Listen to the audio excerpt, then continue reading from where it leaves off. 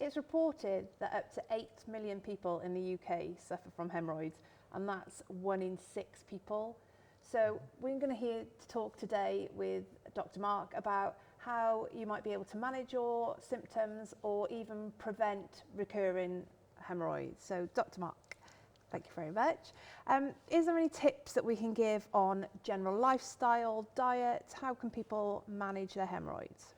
I think the most important thing with when patients have got hemorrhoids or don't want to get hemorrhoids if there's a strong family history of them, for example, there are some simple things that people can do. I think the first thing is don't strain. On the toilet, that's for me rule number one. Go to the loo when you need to go to the loo, don't force it.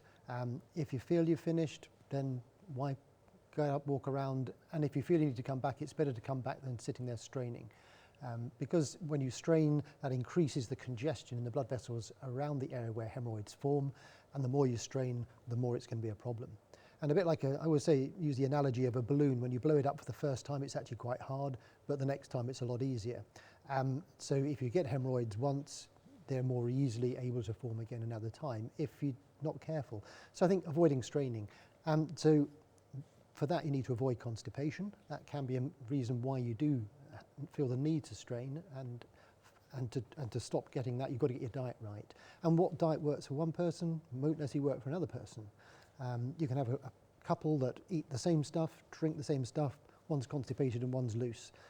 We're built differently. So we need to work out what it is that works for us as individuals. So fresh fruit and fibre, that is good. Drinking plenty of water or water containing substances, that's really critical.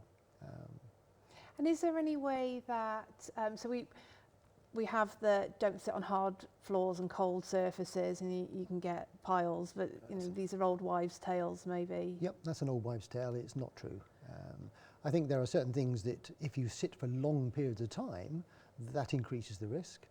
If you stand for long periods of time, because that's using gravitational energy to congest the area, it's much better to walk around a bit every so often and not sit for long periods. So if you're a long distance lorry driver, for example, or a taxi driver, taking small breaks to walk around for 10 to 15 minutes is actually really helpful. And again, coming back to the diet, if you're a long distance lorry driver or a taxi driver where you may spend a lot of time in the car, you may not have the best diet. So it's making dedicated time where you get up, walk, have a decent meal, and then come back to your job again. So making conscious decisions to keep hydrated, to eat sensibly and move a little bit more should really help. Absolutely.